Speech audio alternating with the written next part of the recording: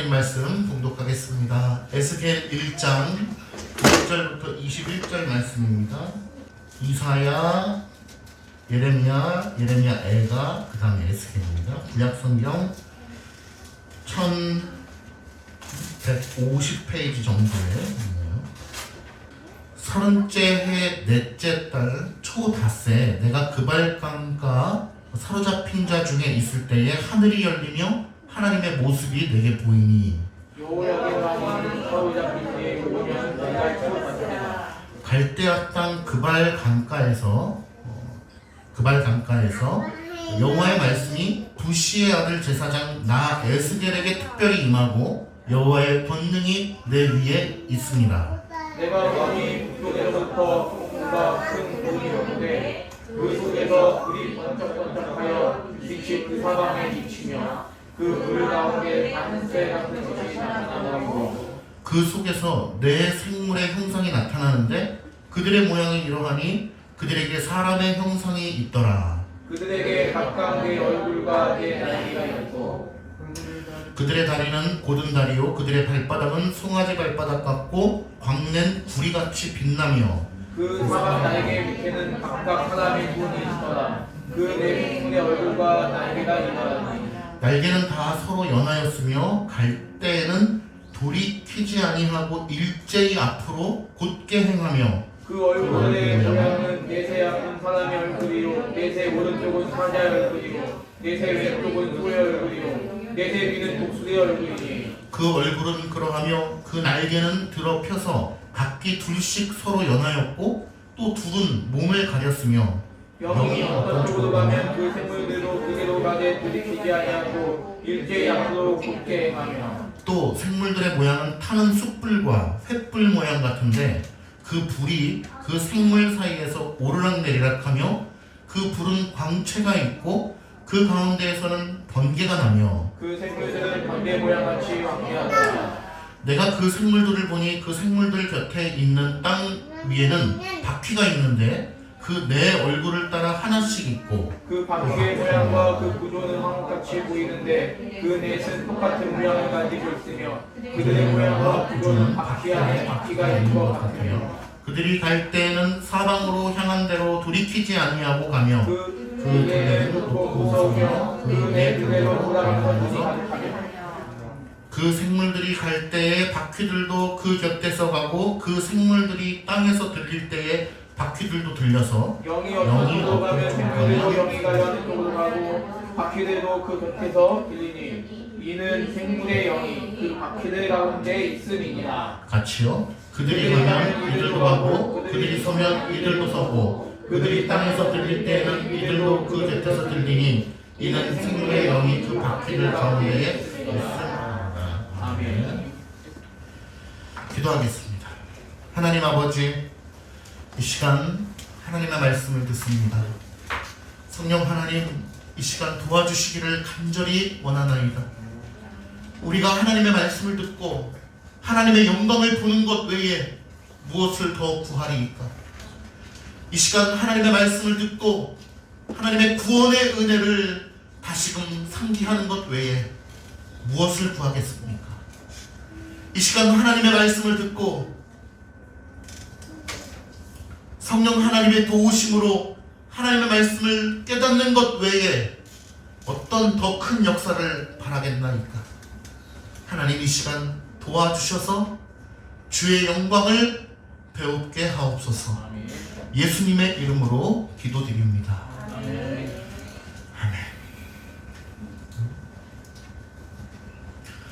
오늘 에스겔 말씀 시작하겠습니다. 우리 어린이들 오늘 에스겔 말씀 시작합니다. 무슨 말씀? 에스겔 말씀. 오케이? 에스겔. 하영이 에스겔 말씀 잘 듣기를 바랍니다. 오늘 제목을 함께 읽어볼까요? 시작. 천사도 그렇게 곧게 가는데 택함받은 너희는 못 가느냐. 하나님께서 선지자를 통해서 이스라엘 백성들에게 질책해 주시는 말씀이고 오늘 우리에게 영적 이스라엘인 우리 사랑가족교회 성도들에게 주시는 하나님의 말씀인 줄 믿습니다. 이스라엘 백성들은 선지자들을 통해서 하나님의 말씀을 들었습니다. 그런데 뭐 예레미야나 이사야나 뭐 오늘 보는 에스겔이나 모든 선지자들을 통하여서 하나님께서 이스라엘 백성들에게 하시는 말씀의 주제는 굉장히 인간적으로 볼 때는 듣기가 힘든 말들입니다. 이 패역한 세대여, 너희들 계속 그렇게 하면 내가 저주와 연단과 고난을 끊임없이 줄 것이니 너희들 그렇게 하면 안 된다. 돌이켜서 와야 된다. 돌이키고 오면은 내가 너희를 회복시키리라. 그러면서 성전 재건이라든지 이런 것들이 나오는 거죠. 하나님의 법을 지키지 아니하는 자에게는 뭐가 갑니까? 저주와 고난과 연단이 가는 것이고, 하나님의 법을 지키고 돌아오는 자에게는 하나님께서 회복을 명하시는 것입니다. 근데 오해하지 말아야 될 것은, 회복을 명한다고 하는 것은 하나님의 공의의 어떤 저주라든지 벌 같은 것들이 다 숨겨지고 갑자기 축복만 떨어지는 것이 아니고, 이미 하나님의 법을 지키지 아니하는 자들에게는 하나님의 섭리의 과정 가운데 저주와 또 질서 가운데 연단과 이런 것들이 인생 가운데 있게 되어지는 것이죠. 그래서 오늘 이 말씀도, 제목도 하나님께서 오늘 본문에서 이스라엘 백성들에게 주시는 말씀이지만 또 오늘 우리에게 주시는 하나님의 말씀이며, 이것은 질책입니다. 하나님께서 천사들도 그렇게 곧게 하나님의 영광을 위하여, 하나님의 섭리를 위하여 하나님의 시키신 일들을 그렇게 하는데 택함 받은 너희들은 왜 그렇게 하지 못하느냐라고 하는 말씀을 통하여서 오늘 1장의 초두의 말씀을 통해서 우리에게 그렇게 말씀해 주시는 것입니다. 그러니까 오늘 이 제목의 말씀이 우리에게 주시는 말씀인 줄 믿고 받아들이시기를 축원합니다. 아멘. 계시의 방법에는 여러 가지가 있습니다. 몇 가지가 있죠? 기본적으로는 우리는 두 가지를 이야기하죠. 특별 계시와 일반 계시를 이야기합니다. 그런데 그것은 지금 그렇게 이야기할 수 있지만 계시의 방법에는 여러 가지가 있다고 볼 수 있는데, 예를 들면 그런 것이죠. 예수님께서 성육신하여서 이 땅에 계실 때, 그때는 하나님이신 예수 그리스도께서 직접 말씀하셨잖아요. 그런 것은 굳이 따지면은 뭐라고 이렇게 할 수 없겠지만은 여러 가지 계시의 방법들이 있었습니다. 예를 들면 예수 그리스도께서 승천하신 이후에는 말씀을 통하여, 예를 들면 정경이 완성되기 전까지는 어떤 말씀? 예수님이나 예수님의 말씀을 제자들이 한 그러한 말씀을 통해서 성령 하나님이 기억하게 하시고 또 전승되게 하시고 전달되게 하셔서 그런 말씀을 통해서 구원에 대해서 교부들을 통해서 듣게 하셨죠. 또 예수 그리스도께서 완전히 승천하시고 그 시대가 가면서는 어떻게 되었습니까? 기록된 말씀을 통하여서 우리에게 읽혀지고 성령 하나님을 통하여서 기록된 말씀이 생각나고 기억나고 깨달아지는 역사가 있는 것입니다. 근데 구약에는 그 계시가 좀 다양했는데 어떤 경우가 있었냐면, 쉽게 예를 들면 모세 같은 경우입니다. 모세는 모세오경을 기록했잖아요. 그런데 모세가 창조되는 현장을 목격한 적이 있습니까? 없죠. 창조가 되는 현장을 목격한 적이 없지만 그것을 어떻게 쓸 수 있었죠? 하나님께서 모세에게 그것을 가르쳐 주셨기 때문에 그걸 쓸 수 있었습니다. 그러면 창조 계시를 하나님께서 모세에게 알려주셔서 그것을 기록하게 하셨다는 것이죠. 그러면 그러한 것들은 어떠한 계시냐라고 우리가 또 생각해 볼 수 있었을 것입니다. 알만한 것들을 말씀해 주셨는지, 또 어떤 방식으로 적게 하셨는지, 아니면 문서들을 참고하게 하셨는지 여러 가지 방법이 있었을 겁니다. 여러 가지 계시를 통해서 하나님의 말씀을 전해 주시는 것이죠. 중요한 것은 하나님께서는 시대마다 상황마다 다르게 섭리하시고 당신의 말씀을 우리에게 전달해 주셨다는 것입니다. 하나님이 변한 게 아니라 하나님의 계시의 방법이 조금씩 다를 수 있는 것이고, 하나님이 변한 게 아니라 하나님이 일하시는 방식이 조금씩 다를 수 있는 것이죠. 오늘 본문 말씀을 읽었는데 에스겔 예습 해오셨어요? 예습을 안 하셨을 거라고 생각합니다. 왜냐하면 제가 숙제를 내주신 적이 없기 때문에 예습을 안 했었을 텐데, 아마 우리가 신앙생활 하면서 한 번쯤은 읽어보셨을 것 같아요. 그리고 오늘 처음 읽으셨다 하더라도 야, 이게 도대체 무슨 말이냐 라고 하는 생각을 하셨을 겁니다. 에스겔 본문을 읽으면서 무슨 말인지 아시겠어요? 분명한 것은 하나님께서는 인간들이 알 수 있게끔 오늘 본문을 우리에게 적어주시고 계시해 주셨다는 거예요. 하나님께서 아무도 모르게 해야지 라는 마음을 가지고 에스겔을 적어주시지 않은 것이고, 인간들이, 택자들이 비밀의 말씀들을 깨닫게 해주시기 위하여 오늘 에스겔의 말씀을 우리에게 주셨다는 거죠. 그러면은 이 글을 읽고 우리가 깨달을 만한 것들을 깨닫는 것이 있기를 소망해야 되는 것입니다. 자, 그런데 문제는 우리가 아무리 읽어도 에스겔의 말씀을 깨달을 수가 없다는 거죠. 예를 들면 이런 표현들이 있습니다. 내 형상이 나타난다든지, 그러니까 한 생물인데 내 형상이 나타나는 거예요. 그리고 어느 쪽은 얼굴이 사람이고 어느 쪽은 얼굴이 짐승이고, 또 바퀴 안에 바퀴가 있고, 또 뭐 어떤 존재가 있는데 뭐 번개처럼 왔다 갔다 한다는 그런 표현도 있고요. 아마 예상컨대 이 환상을 보는 에스겔도 아마 다 이게 무슨 뜻인지 몰랐을 수도 있다, 이렇게 생각을 합니다. 그러니까 본인 스스로도 에스겔이 뭐라고 이야기하냐면 하나님의 권능이 나에게 임했다 라고 표현하고 있는 거예요. 자, 보세요. 오늘 에스겔 말씀은 하나님께서 어떤 불러주심으로 받아 적어라 이런 게 아닙니다. 하나님께서 환상 가운데, 이상 가운데 에스겔에게 오늘 본문의 말씀을 보여주셨다라는 것이죠. 보여주신 것을 에스겔이 오늘 기록하게 된 것입니다. 그것을 에스겔이 어떻게 표현하냐면 하나님의 권능이 임했다. 여러분, 환상은 보통 꿈 가운데, 이상이라고 하면 뭐죠? 이상을 보았다라고 하면 이것은 좀 독특한 형태의 계시인데, 완전히 잠든 상태는 아니지만 또 완전히 깨있는 상태도 아닌 독특한 형식의 계시라고 볼 수 있어요. 그래서 이상을 통해서 보여주시는 경우도 있는 것이죠. 오늘 에스겔에게 이 환상을 통하여 하나님께서 무언가를 계시해 주셨는데, 이 환상의 계시가 오늘 기록된 성경 말씀을 통하여 우리에게 무엇을 하시고자 하는 말씀인가를 오늘 설교를 통해서 알게 되는 것입니다.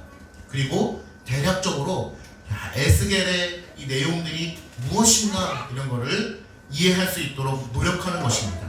물론 설교자인 저 역시 적정과 절도의 원리에 입각하여서 성경이 가는 데까지만 갈 것이고, 또 심지어는 인간의 부족함으로 인하여 성경이 가는 데까지도 못 갈 수도 있을 것 같아요. 하지만 성경이 가는 데까지 가고 성경이 멈춘 데서 멈추게 될 것입니다. 오늘 말씀은 에스겔이에요. 하여라, 에스겔. 뭐라고? 에스겔. 참 이름이 예쁘네요. 에스겔. 좋아요. 성경을 해석할 때 우리가 비유적으로 해석하는 경우도 있고 문자적으로 해석하는 경우도 있고, 이것을 좀 통합적으로 사고하는 방식들도 있습니다. 알레고리 해석이라고 들어보셨어요?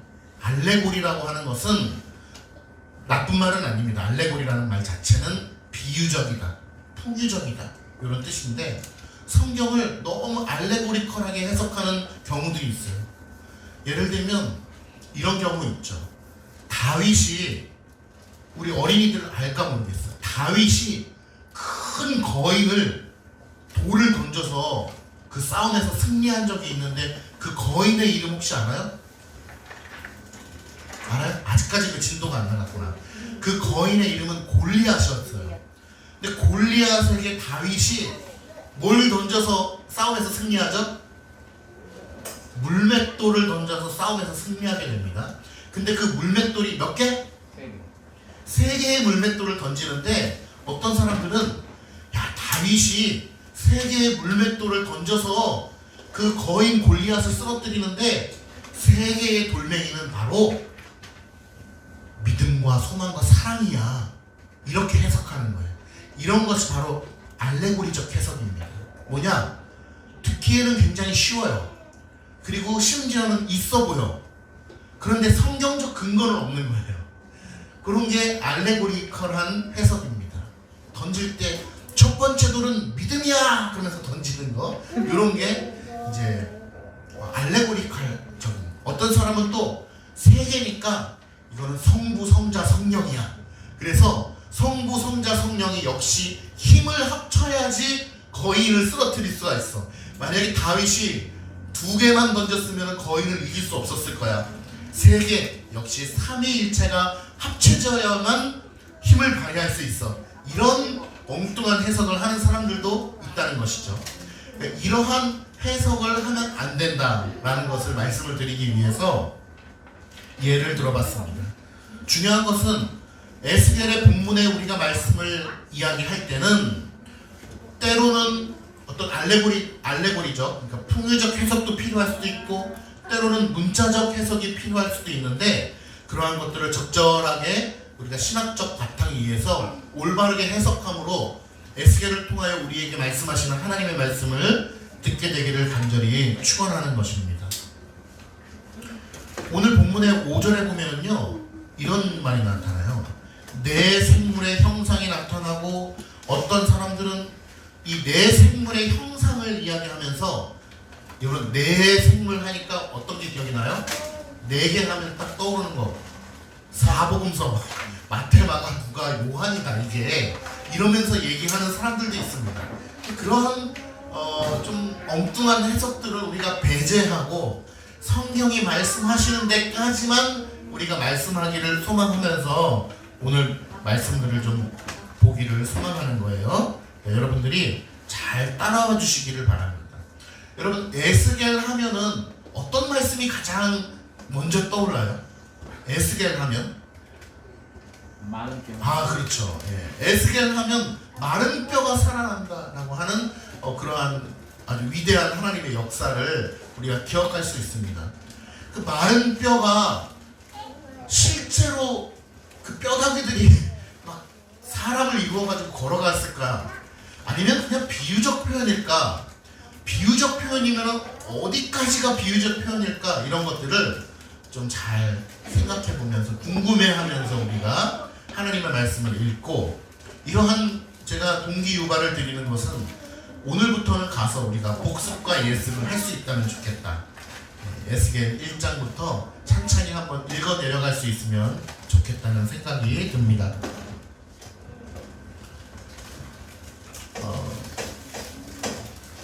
하나님께서는 이 역사 시대에 보면은 선지자들을 통하여서 하나님의 말씀을 계시하셨습니다. 그런데 보통의 경우에는 선지자를 세우면 그 선지자의 역할이 다하거나 그 선지자가 죽거나 그러면 그 다음 선지자를 세우고, 또 그 선지자가 역할을 다하면 그 다음 선지자를 세우고, 그렇습니다. 사사도 마찬가지예요. 사사가 역할을 다하면 그 다음 사사가 세워지고, 이렇게 한 명씩 세워지는 것이 일반적인 경우인데, 오늘 에스겔 선지자는 좀 독특한 상황에서 이 선지자로 세워지게 됩니다. 그 독특한 것은 무엇이냐 하면 바로 예레미야. 에스겔 전에 성경이 뭐죠? 예레미야거든요. 예레미야 선지자가 존재하는데 동시에 에스겔 선지자가 세워졌다는 게 독특성이에요. 예레미야 선지자가 이미 활동을 하고 있고 하나님의 말씀을 전하고 있거든요. 그런데 에스겔 선지자가 동시에 세워졌다는 것입니다. 왜 그럴까요? 아마 성경의 역사를 아시는 분들은 잘 이미 알고 계시겠지만 이스라엘 백성들이 오늘 본문에도 사실 나와 있어요. 본문에 한번 볼까요?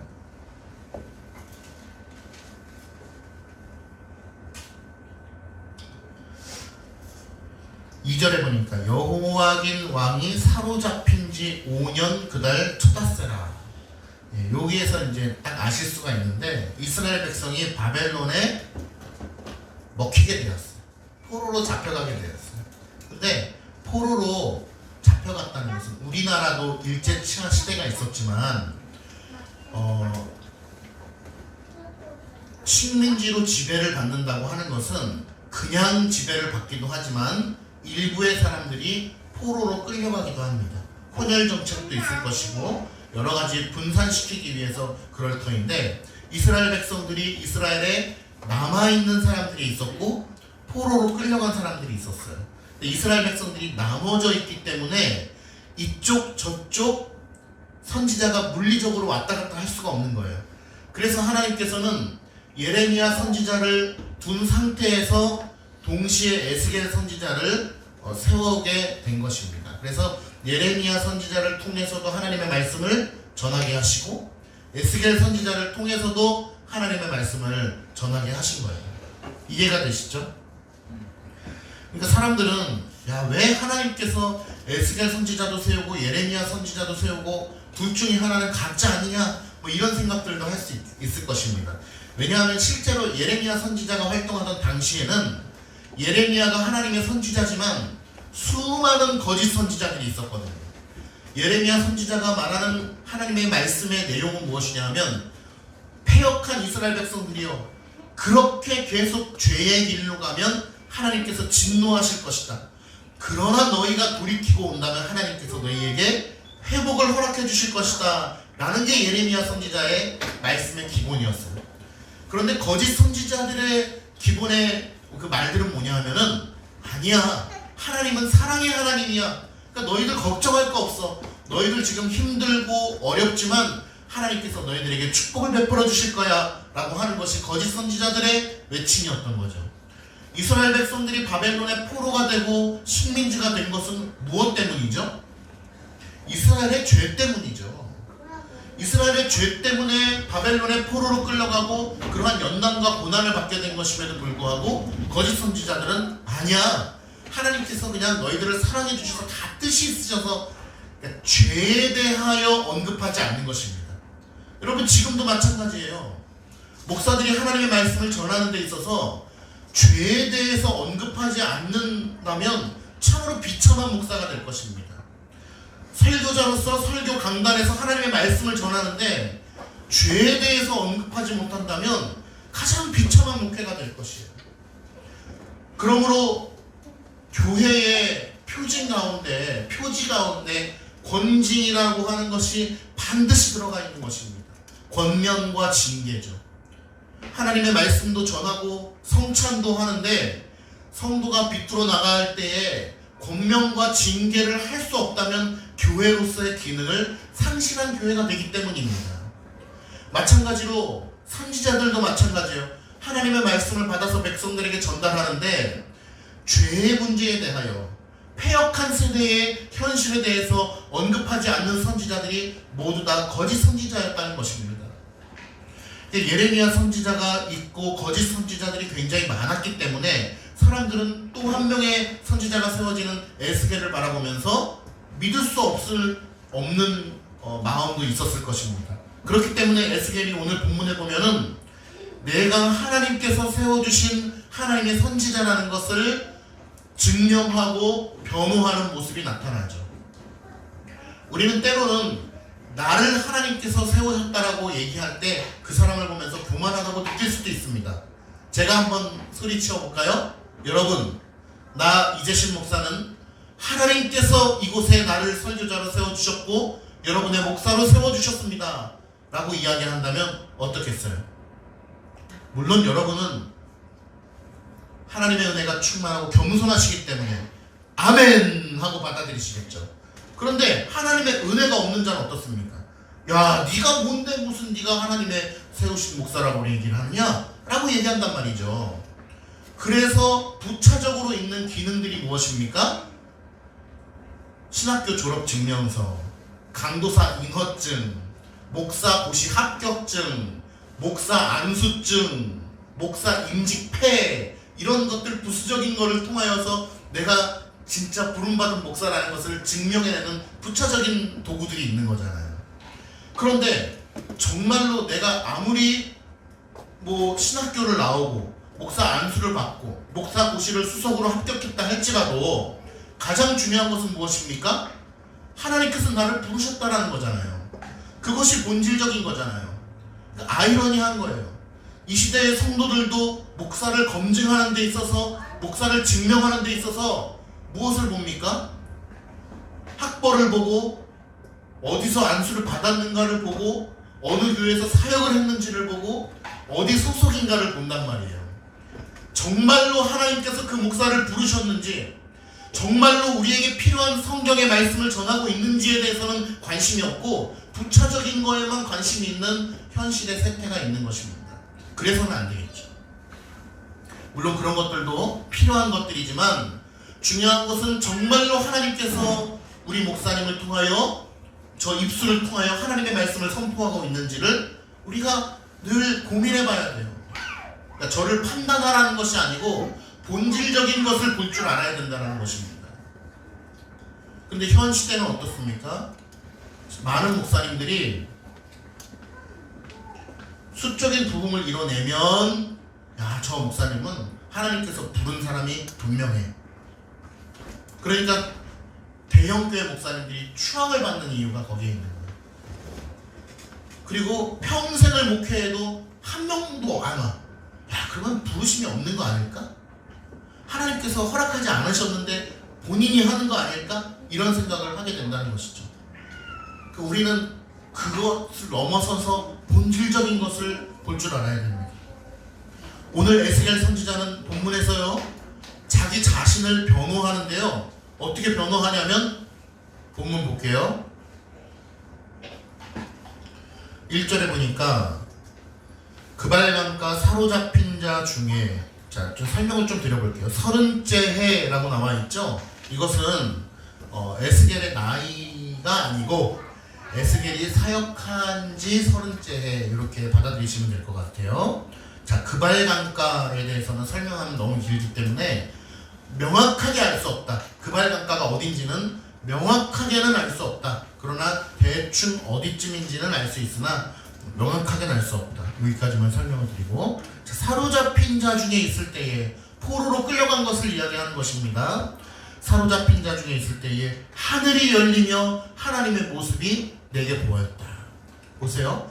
하나님께서 나에게 어떻게 임하셨는가에 대해서 설명하고 있는 것입니다. 하늘이 열리고 하나님의 모습이 내게 보였다. 자, 여기서 우리가 또 이 알레고리에 빠지면 안 되는데, 하늘이 열리는 것이 곧 하나님의 모습입니까? 그렇지 않죠. 하나님은 형상이 없는 분이라는 걸 잘 알고 계시죠? 그러니까 비유적 표현이죠. 하늘이 열리며 하나님이 나에게 임재하셨다라고 하는 것을 비유적 표현으로 에스겔이 말하고 있는 것입니다. 여호와긴 왕이 사로잡힌 지 5년, 보세요. 자신들의 왕이 사로잡혀서 포로로 끌려갔어요. 그러면 그 나라가 정상적인 기능을 할 수 있습니까? 없습니까? 없죠. 없는 상태에서 하나님께서는 여전히 일하시기 위하여 에스겔 선지자를 세우셔서 이스라엘 백성들에게 말씀하기 시작했다는 것입니다. 3절 보니까 갈대아 땅 그발 강가에서 여호와의 말씀이라고 하는 것은 무엇입니까? 여호와의 권능이죠. 하나님의 능력이죠. 하나님의 권능이 그에게 임했다는 거지, 말씀이라고 해서 야 에스겔아 이게 아니에요. 하나님의 권능이 에스겔에게 임하게 됐다. 그런데 누구에게? 부시의 아들, 그러니까 보세요. 에스겔의 아버지 이름이 뭐겠어요? 부시입니다. 부시맨 아니고 부시 대통령 아니고 부시의 아들, 여기가 중요해요.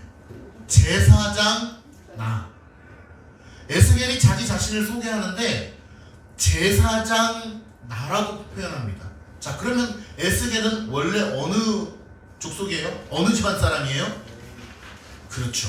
제사장 집안의 아들이에요. 그리고 심지어 자기 자신을 뭐라고 표현합니까? 제사장인 나라고 표현하고 있다는 거예요. 제사장인 나 에스겔에게 어떻게 임했대요? 어떻게? 특별히 임했다라고 얘기하고 있어요. 그러니까 에스겔이 내가 하나님께서 예레미야 선지자, 연륜이 많은 예레미야 선지자가 우리나라에 이미 있지만 하나님께서 특별히 이런 나에게, 더군다나 나는 제사장이야, 제사장인 나에게 하나님께서 특별히 임하셔서 그 권능이 내 위에 있습니다 라고 자기 자신을 변호하고 있다는 거예요. 누가 생각납니까? 이런 말씀을 읽으면 사도 바울이 생각이 나죠. 왠지 아세요? 예수님의 제자들은요, 자기 자신을 이렇게까지 변호할 필요가 없어요. 왜냐면 예수님과 내가 함께 다닌 것을 모두가 다 알거든요. 그리고 예수님과 함께 다니면서 기적도 베풀고 오병이어의 사건의 현장에도 함께 있었고 예수님께서 직접 나를 제자라고 말씀해 주셨고, 그러니까 나에 대해서 변호할 일이 별로 없었어요. 복음에 대해서 변증을 했죠. 그런데 사도 바울은 초두에 자기 자신이 예수 그리스도께서 세우신 사도라는 것을 변증하는 데 시간을 많이 보냈어요. 그래서 실제로 역사적으로도 그가 사도로 이렇게 인정을 받기까지가 시간이 조금 걸렸죠. 단순히 사도로 인정된 것이 아니라. 왜 그러냐면 다메섹 도상에서의 사건은 본 사람이 없기 때문에 그래요. 자기 혼자 하나님과의 관계였기 때문에 본 사람이 없어요. 그러니까 지금처럼 내가 어느 신학교를 나왔고 어디 노회에 속해 있고 어디서 안수를 받았고 이러면 참 편할 텐데, 사도 바울 같은 경우에는 자기 혼자만 예수님을 봤단 말이에요. 그리고 그리스도께서 나를 불러주셨단 말이에요. 그러니까 사람들 앞에 자기가 사도인 것을 증명하는 데 있어서 뭐밖에 없어요? 다른 방법이 없어요. 그리스도께서 나를 사도로 임명하셨다라고 하는 본질적이지만 가장 객관적인 사실을 얘기할 수밖에 없는 겁니다. 그러니까 저도 이 순간 여러분들에게 말씀드립니다. 하나님께서 저를 이 자리에 설교자로, 목회자로, 여러분의 목사로 세우셨습니다. 그거 외에는 가장 본질적이고 객관적인 증거 자료가 없는 거예요. 만약에 신학교 나오고 안수 받고 어디 유학 갔다 오고 무슨 박사학위 있는데 실제적으로는 하나님이 부르신 적이 없어. 그러면 어떻게 하실 거예요? 그렇기 때문에 이게 참 어려운 문제예요. 그러니까 사도 바울이 내가 뭐 어쩌고 저쩌고 어디 박사학위 하고 이런 거 얘기할 수가 없었고 오로지 그리스도께서 나를 사도로 부르셨다. 이거 외에는 말할 수 있는 게 없는 거죠. 오늘 에스겔도 마찬가지입니다. 에스겔도 하나님께서 그 권능 가운데 나를 부르셨다라고 하는 것을 오늘 가장 객관적이지만 가장 주관적이면서도 가장 본질적인 걸 통해서 자기 자신을 변호하고 있다는 것입니다. 4절부터 보면 이제 어려워집니다. 그 말씀은 조금 이따가 드리도록 하겠습니다. 이 시기에도 참된 선지자들은 우리 히타를 좀 끄면 어떨까요? 히타가 가방 옆에 있어. 분홍색 가방 옆에 있어.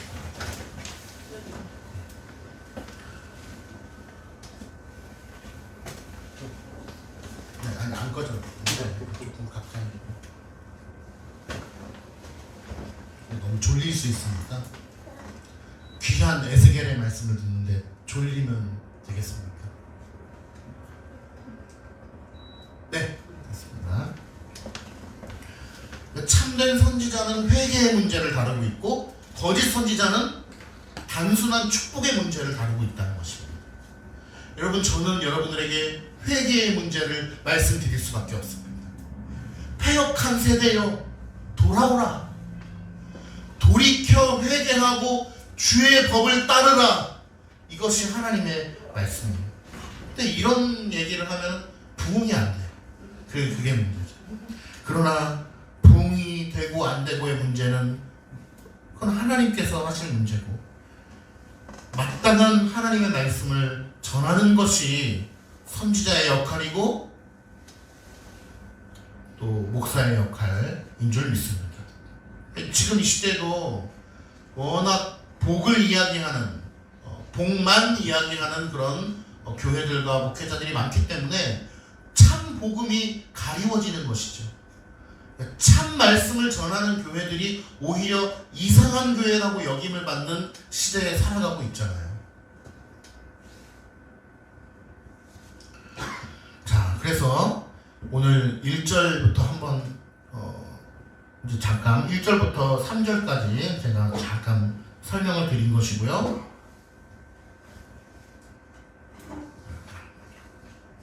4절부터 설명을 드리려고 합니다.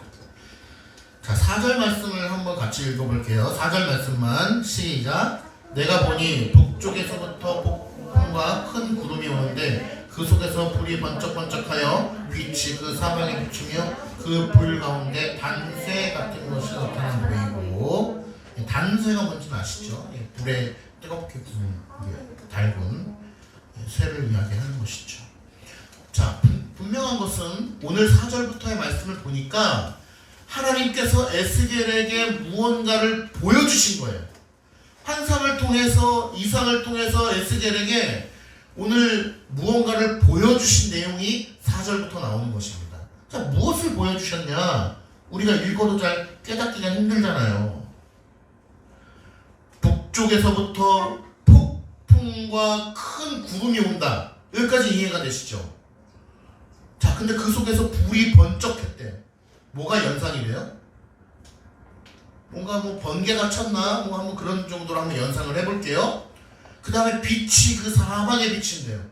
마치 태양빛이 쫙 사방에 비치듯이 비치며 그 불 가운데, 근데 또 불이 있어요. 보니까 그 불 가운데 단쇠 같은 것이 나타나 보이고, 여기서부터 약간 헷갈리죠. 왜냐하면 그림이 안 그려지기 때문에 그래요.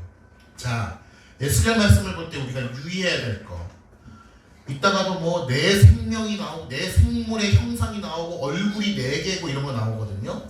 이거를 절대로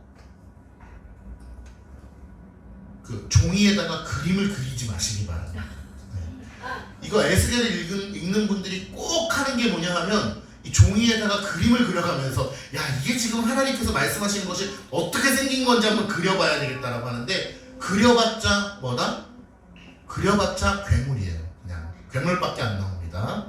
그래서 중요한 것은 우리는 성경에 있는 것을 늘 그림으로 표현하는 것에 대해서 경계를 해야 돼요. 예수님의 얼굴도 그림으로 표현하는 것이 합당치 아니합니다.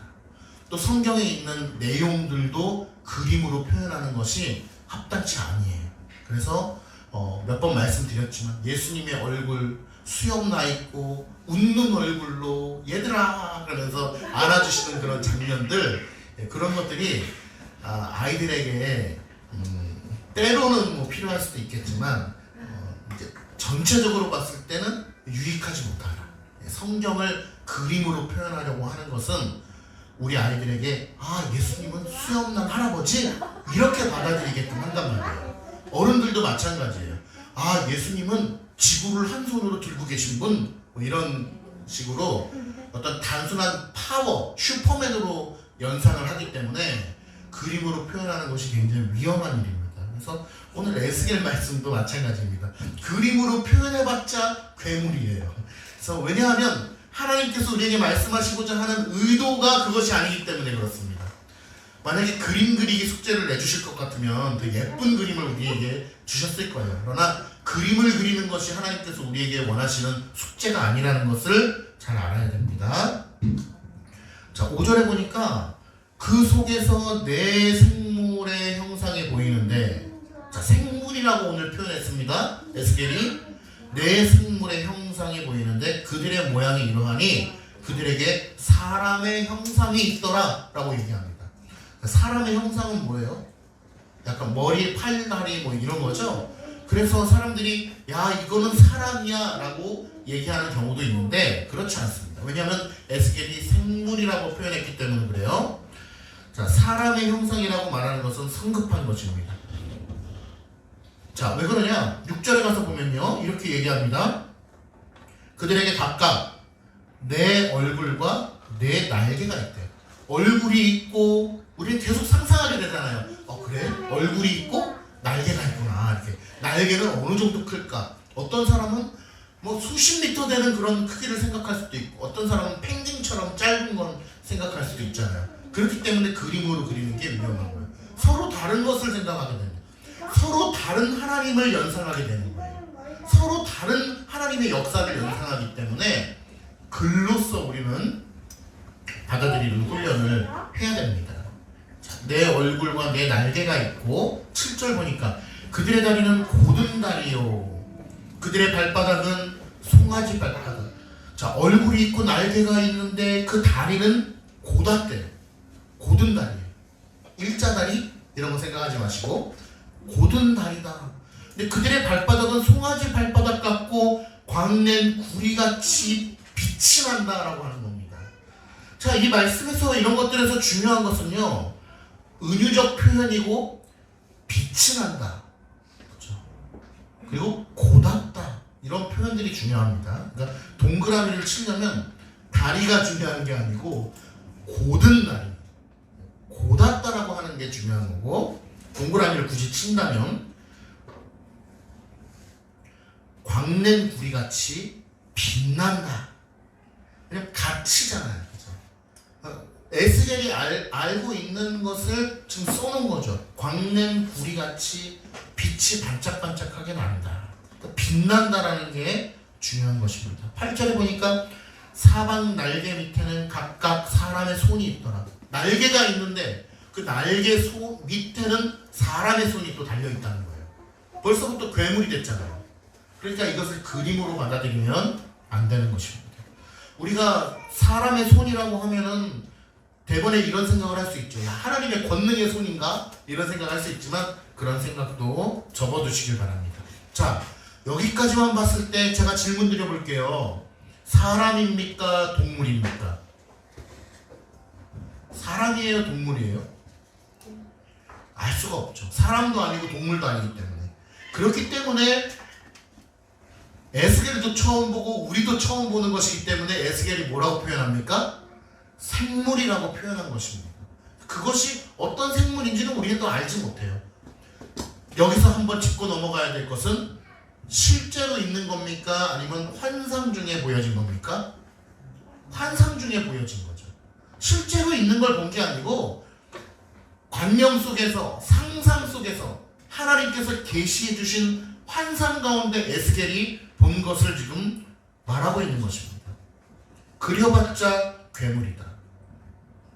8절, 9절 이렇게 보면은, 자 볼게요. 8절에 보니까 그 사방 날개 밑에는 사람의 손이 각각 있더라. 내 생물의 얼굴과 날개가 이러하니, 날개는 서로 다 연하였으며, 연결되어 있다는 거예요. 연하여 있다는 것은 서로 다 뭔가 이렇게 그룹을 지어서 하나가 되어 있다라는 것을 말하는 겁니다. 그 다음에 중요하죠. 갈 때에는 돌이키지 아니하고 일제히 앞으로 곧게 행했다. 오늘 제목 한 번만 띄워주시겠어요? 제목에서 이미 힌트가 있네요. 천사도 그렇게 곧게 가는데, 자 보세요. 오늘 9절의 말씀 보니까 일제히 앞으로 곧게 간다라는 표현이 있어요. 자, 누가 앞으로 일제히 곧게 가는 것인가? 돌이키지도 아니하고 서로 다 연하여 있다. 서로 다 연결되어 있다. 하나의 그룹이다. 하나의 공동체다 라고 하는 것을 말하고 있는 것이죠. 10절, 그 얼굴들의 모양은 넷은 앞은 사람의 얼굴이요, 넷의 오른쪽은 사자의 얼굴이요, 또 한쪽은 소의 얼굴이요, 또 한쪽은 독수리의 얼굴이라고 얘기합니다. 그 얼굴은 그러하며 그 날개는 들어 펴서 각기 둘씩, 그러니까 날개가 둘씩 이렇게 연결되어 있다는 거예요. 그러니까 연결되어 있다는 것은 조금 더 비유적인 표현으로는 이렇게 그룹을 쥐고 있다. 또 둘은 몸을 가리었다. 그러니까 날개가 두 개는 연결이 막 돼 있고 두 개는 자기 몸을 가리고 있고, 이런 것들을 이야기하는 것이죠. 12절에 보니까 영이 어떤 쪽으로 가면 그 생물들도 그대로 가대. 자 보세요. 영이 어떤 쪽으로 가면 그 생물들도 그대로 간대요. 누군가가 이쪽으로 가면 그 생물들도 이쪽으로 가고, 돌이키지 아니하고 일제히 앞으로 곧게 행하며 13절 또 생물들의 모양은 타는 숯불과 횃불 모양 같은데 그 불이 그 생물 사이에 오르락내리락 하며 그 불은 광채가 있고, 광채라는 것은 무엇입니까? 단순히 우리의 전구 빛을 얘기하는 게 아니잖아요. 뭔가 형용할 수 없는 밝은 어떤 빛을 이야기하는 것 아니겠습니까? 광채가 있으며 그 가운데서는 번개가 나고, 번개 본 적 있으시죠? 우릉쾅쾅 할 때 천둥 번개. 우리 어린이들 번개 본 적 있어요? 번개 어떻게 생겼어요? 번개 이렇게 생겼지. 하늘에서 번개 하고 치잖아. 번쩍 하고 치면은 무섭죠. 번개가 칠 때 어떤 소리가 나요? 천둥 번개. 우릉쾅쾅 하면서 번개가 번쩍 치는 모습을 오늘 에스겔이 보고 있는 것입니다. 그 생물들은 번개 모양같이 왕래하더라. 자, 보세요. 이제부터 좀 쉬워집니다. 왜냐하면 저는 이 성경이 이야기하고 있는 것을 천사가 일하는 모습을 오늘 하나님께서 에스겔에게 보여주신다라고 여러분들에게 말씀드릴 거기 때문에 그렇습니다. 자, 이 모든 내용들은요, 천사가 하나님의 영광을 위하여 일하는 모습을 하나님께서 에스겔에게 환상으로 보여주셨고, 에스겔은 천사들이 하나님의 영광을 위하여 일하고 있는 모습을 오늘 환상을 통하여 보게 된 것입니다. 그러므로 오늘 제목이 우리에게 유효한 것입니다. 천사들도 그렇게 곧게 행하는데 택함 받은 너희들은 왜 못하느냐 라고 하는 질책을 오늘 에스겔에게 하나님께서 말씀해주고 있는 말씀이에요. 여러분, 천사가 더 높아요? 우리가 더 높아요? 우리가 형용할 수 없을 정도로 더 높죠? 왜? 천사는 하나님께서 내 자녀라고 칭한 적이 없기 때문에 그렇습니다. 그러나 우리 택자들은 어떻습니까? 하나님의 아들입니다. 하나님의 자녀요, 삼위일체 하나님의 그 연합에 참여한 자로 여겨주신다고 말씀합니다. 이 세상에 어떤 것으로도 형용할 수 없는 삼위일체 하나님의 그 영원하신 섭리의 연합에 우리를 참여시켜 주신대요. 누구를 통하여? 그리스도를 통하여. 그러므로 그리스도와의 연합을 우리가 이야기할 때 그것이 얼마나 신비롭고 오묘한 것입니까? 예수 그리스도의 십자가의 죽으심으로 말미암아 그 의로움이 우리에게 전가되어서 우리와 하나가 된 것입니다. 그리스도와 하나가 되어서 유니온 크라이스트를 이름으로 말미암아 영원하신 삼위 하나님의 연합에 참여한 자로 여겨주신다고 말씀하고 있습니다. 그러니 천사와 우리의 관계는 말할 수가 없는 것이죠. 그런데 그러한 천사도 하나님의 영광을 위하여, 이제 오늘 다 설명 못 드리겠지만 하나님의 영광을 위하여 동분서주하며 번개처럼, 하나만 설명드리면 번개가 번쩍 친다는 것은요, 천사들의 움직임을 표현한 것입니다.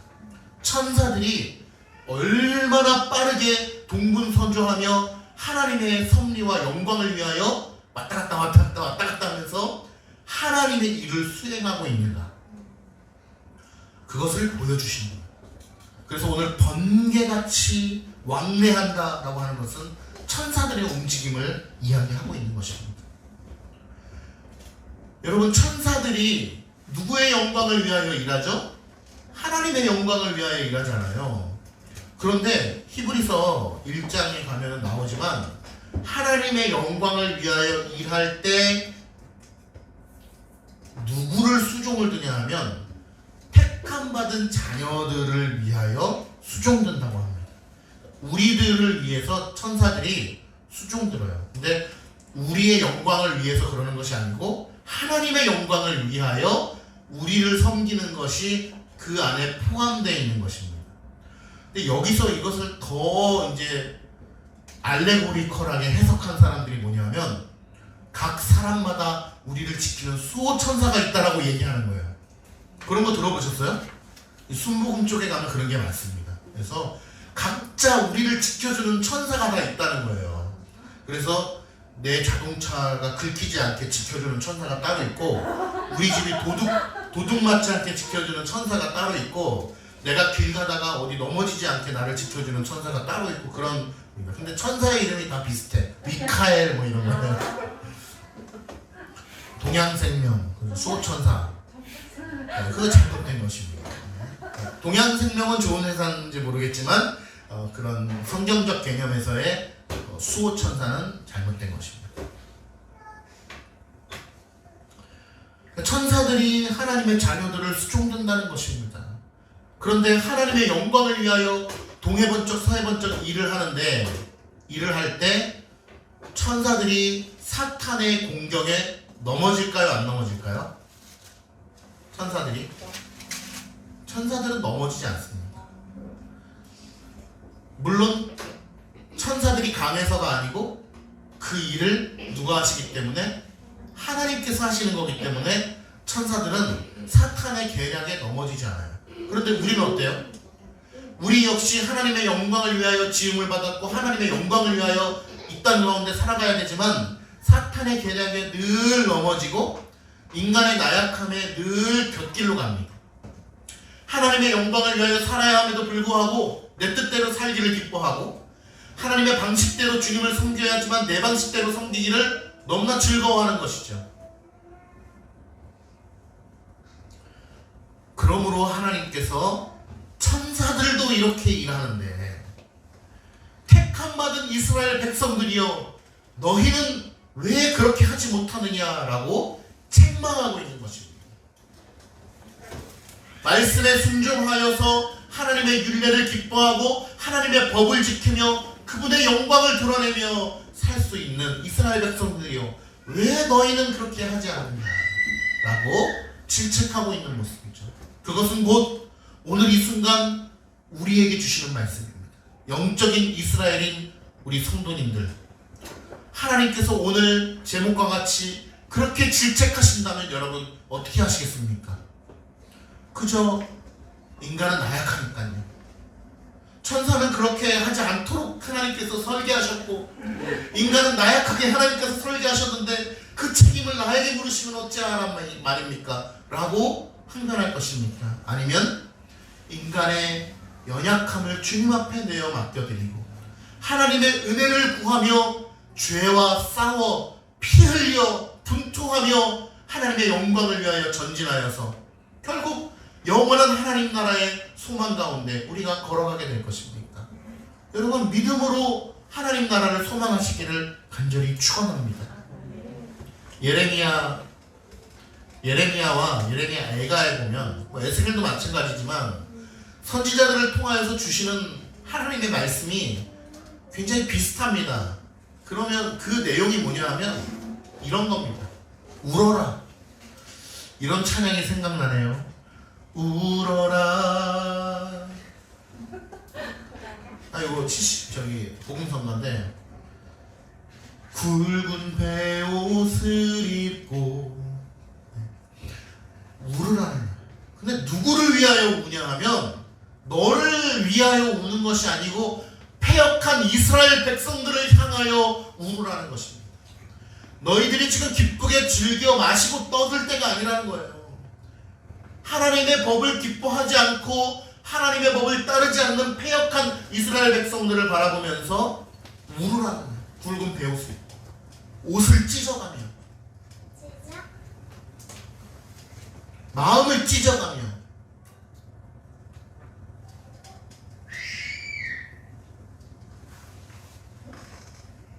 그러면서 오늘 본문을 통해서 천사들이 하나님의 영광을 위하여 어떻게 일하는가. 여러분 웨스트민스터 소유리 문답 1문답을 다시 한번 또 그래도 이게 반복적인 그 학습의 효과가 있더라고요. 보니까 인간의 최고 목적은 무엇입니까? 인간의 최고 목적은 뭐죠? 하나님을 영화롭게 하고 그분의 이름을 영원토록 즐거워하는 것입니다. 인생의 목적이 인간에게도 부여되었고 천사들에게도 부여되었습니다. 그러나 천사와 우리 인간은 비할 수 없는 질적 차이가 있는 거예요. 우리는 하나님께서 우리를 자녀 삼아 주셨어요. 아들이라 칭해 주셨습니다. 당신의 아드님을 십자가에 매달아서 물과 피를 쏟게 하시고 그 죄값이 우리 그 죄의 속량이 우리에게 전가된 것입니다. 천사들은 그 죄의 속량이 전가된 존재들이 아니란 말이에요. 우리는 하나님께서 당신의 아드님을 죽이심으로 말미암아 살리신 존재들이고 천사는 그런 존재가 아니란 말이에요. 질적으로 이건 질적이라는 표현도 너무 웃긴 거죠. 그냥 차원이 다른 것이죠. 그러니 하나님의 구원의 은혜를 입은 택자들이여, 우리가 어떻게 살아야 되겠습니까? 어떠한 심령의 상태로 하나님의 말씀을 대해야 되겠습니까? 일주일간 삶을 살아가는데 반복되는 일주일의 삶, 한 달, 1년, 24시간의 삶을 우리가 어떠한 심령의 상태로 죄를 맞서서 싸우며 하나님의 말씀을 대하고 어떻게 하나님의 영광을 봐야 되겠습니까? 천사도 그렇게 곧게 가는데 왜 택함받은 너희는 못 가느냐? 이러한 질책을 여러분 달게 받으시기를 주님의 이름으로 축원합니다. 아멘.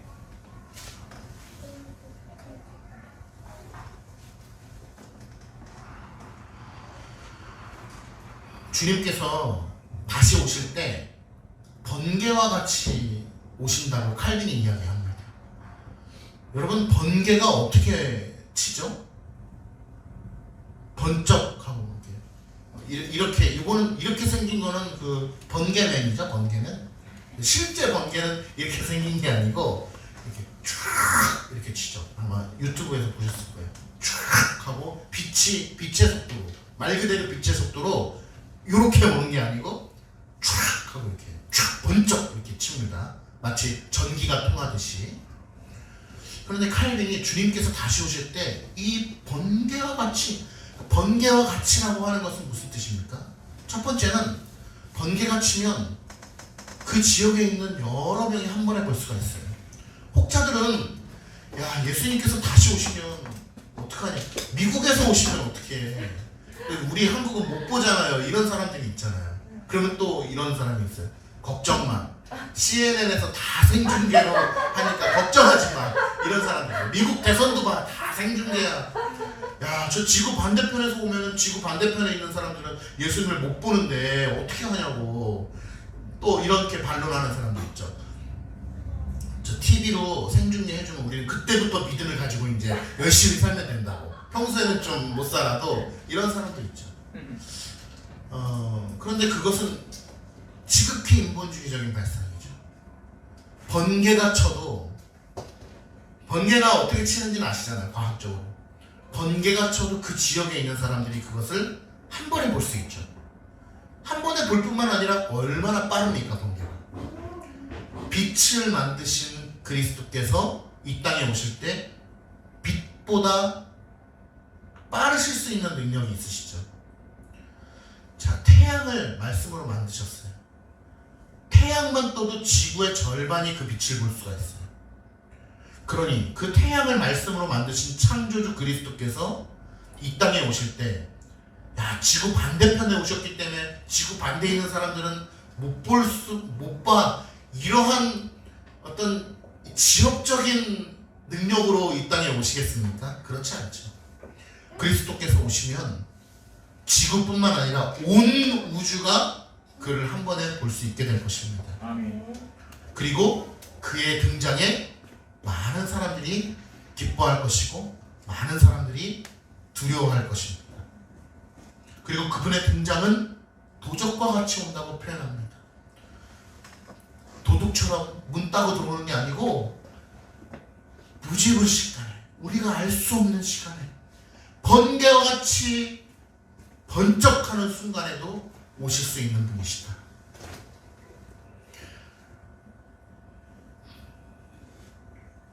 저는 그런 생각을 해봐요. 운전하다 보면은 저는 잘못한 적이 없는데 상대방이 막 저한테 잘못하는 적이 있죠. 그러면은 막 크락션을 울리기도 하지만 저는 그보다는 눈빛으로 쏩니다. 그래서 딱 지나가다가 그 앞차를 딱 앞지르면서 옆을 딱 봅니다. 보면서 레이저를 쏴줍니다. 크락션은 너무 좀 몰지각한 것 같고 창문 내리고 말고 그럴 수 없죠. 근데 쳐다봅니다. 쳐다보는 거의 의미는 정죄하려고 한다기보다는 당신이 교통법규를 어겼으니 조심하셔야 됩니다. 이런 마음으로 보는 거예요. 그런데 그런 경험 해보신 적 없으세요? 똑같은 속도로 경험이 많으시면 똑같은 속도로 지나가면서 제가 옆을 싹 보고 그 운전자를 보는데 똑같은 50km인데 그 눈이 마주치는 그 순간에는요 슬로우 비디오로 촥 가면서 이제 차가 나가는 거예요. 또 그런 반대의 경우도 느껴보신 적 없을지 모르겠어요. 내가 잘못한 거예요. 상대방 운전자가 빵빵하면서 막 옆으로 와가지고 달려가면서 나를 딱 쳐다보는데 눈이 마주치는 순간에는 되게 슬로우 비디오로 쫙 되면서 이렇게 가는 그런 느낌을 저는 경험을 해봤었는데 모르겠어요. 그래서 참 신기하다 그런 생각을 했었는데 제가 왜 이야기를 드리냐면요, 예수 그리스도께서는 이 땅에 다시 오실 때 우리가 상상할 수 없는 방식으로 온다는 거예요. 여러분 꿈에서 뛰어내려도 안 죽잖아요. 막 날아다니기도 하잖아요. 그리고 시대를 역행하기도 하죠. 내가 어렸을 때로 돌아갔는데 또 내가 나를 보고 있어. 신기하지 않습니까? 저는 그런 꿈을 통해서도 하나님의 임재를 우리가 간접적으로 경험할 수 있다고 봐요. 하나님의 그 영원하심과 전능하심은 우리가 감히 언어로 표현할 수가 없다는 거예요. 대표적인 게 그런 거예요. 성부, 성자, 성령 삼위일체를 우리가 논하는 데 있어서 성부, 성자, 성령은 그 실체의 통일성이 있으시고 아주 그 권위와 영광에 있어서는 서로 높고 낮음이 없으신 분이시잖아요. 그런데 하나님께서 성부, 성자, 성령을 우리에게 계시해 주심에 따라서 언어의 한계성을 가지고 우리는 성부, 성자, 성령을 볼 수밖에 없잖아요. 성부, 성자, 성령은 앞뒤가 있는 분이 아니에요. 순위, 1순위, 2순위, 3순위가 있는 분들이 아니세요. 한 분이세요. 그런데 우리는 성부, 성자, 성령을 언어적 한계성에 있어서 시간적 한계성에 있어서 성부를 먼저 얘기할 수밖에 없잖아요. 그것이 인간의 얼마나 한계성이에요. 언어의 한계성이에요. 그러니까 생중계한다, 예수님 다시 오시면 이런 얘기만 할 수밖에 없는 겁니다. 그러나 하나님께서 다시 재림하실 때, 예수 그리스도께서 재림하실 때 우리가 상상할 수 없는 방식으로 온 우주가 볼 수 있는 방식으로 오실 것이 분명하다. 우리는 그것을 믿음으로 바라면서 마땅한 성도의 삶을 살아야 될 것입니다. 아멘. 말씀을 맺으려고 합니다. 오늘 말씀을 다 못 봐서 아마 다음 주에 같은 본문으로 또 좀 해야 될 것 같은데요. 성도 여러분, 천사도 번개와 같이 동분서주하면서 하나님의 영광을 위하여 그 역할을 감당한다면 그리스도께서 그 핏값을 통하여 우리에게 의를 전가해 주심으로 말미암아 삼위 하나님의 연합에 참여케 해주신 그 은혜를 입은 우리 성도들이라면 어떻게 살아야 될까요? 얼마나 다름박질하며 하나님의 영광을 위하며 살아가는 것이 합당하겠습니까? 이스라엘 백성들처럼 패역한 삶 속에서 돌이켜 오시기를 간절히 축원합니다. 하나님의 법을 즐거워하지 않는 자는 반드시 저주와 고난과 연단이 있게 될 것입니다. 하나님의 법을 즐거워하지 않는 자는 인생 가운데 참 기쁨을 맛보지 못할 것이며 늘 슬픔과 고난 가운데 살아갈 수밖에 없는 것입니다. 그러나 하나님의 말씀을 청종하는 자요, 하나님의 말씀을 순종하기를 기뻐하는 자요, 잘 안되지만 죄와 싸워 피 흘리며 하나님의 은혜를 구하며 나아가기를 기뻐하는 자요, 의와 복과 가난한 심령, 은혜의 단비가 폭포같이 부어질 것이며 감사와 자족하는 삶이 넘쳐날 것입니다. 또한 하늘의 영광을 맛보아 알아서 하나님의 선하심을 늘 맛보며 우리를 인도해 가시는 성령 하나님과 동행하면서 영원한 하늘 소망을 붙들고 기쁨 가운데 그 걸음을 걸어나가게 될 것입니다. 나는 우리 성도님들이 오늘 말씀을 통하여서 우리가 갖춰야 할 심령의 상태가 무엇인지를 잘 깨달아서 마땅히 행해야 될 바를 행하는 참 믿음의 성도님들이 되시기를 축원합니다. 기도하겠습니다. 하나님 아버지, 주님께서 오늘 에스겔 1장의 말씀을 통하여 천사들이 하나님의 영광을 위하여 얼마나 번개같이 동분서주함을 말씀을 통하여 보고 깨달았습니다. 하나님, 예수 그리스도의 핏값으로 말미암아 우리에게 의를 전가해 주신, 생명을 허락해 주신, 자녀 삼아 주신 우리들은 과연 하나님의 영광을 위하여 어떻게 살아가야 할까 고민해 봅니다. 하나님, 우리는 그렇게 할 수 있는 힘이 없지만 성령 하나님, 우리에게 힘과 능력과 용기와 지혜를 허락해 주시어서 하나님의 영광을 위하여 다른 박질하게 하시고 이 땅 가운데 하나님의 은혜로 말미암아 기쁨과 자족과 성령의 충만함과 말씀으로 인하여 여호와의 말씀을 청종하는 삶을 살게 하옵소서. 오직 하나님의 은혜를 바라며 오직 하나님의 영광을 드러내기를 간절히 소망하며 살아가는 우리 교우들 될 수 있도록 인도하여 주시옵소서. 예수님의 이름으로 기도드립니다.